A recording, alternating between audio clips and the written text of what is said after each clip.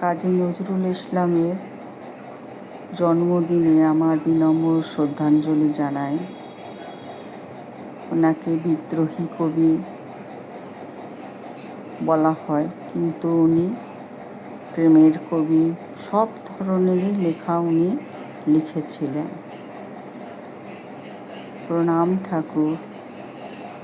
সকাল শুরুর মুহূর্তে সবার মঙ্গল কামনা করছি। এগুলো কি বলতে পারবেন? ভালো করে দেখে বলুন তো, কাছ থেকে দেখাচ্ছি।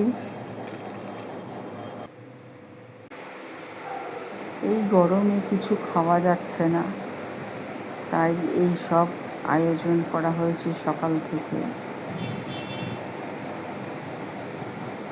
কিছুই খাবার কারো রুচি নেই গরমে, তাই এই সব আজকের আয়োজন। এখানে ভাত করা হয়েছে, একটু ফল, রুটি পড়ে আছে, কারোর খাবার ইচ্ছে নেই।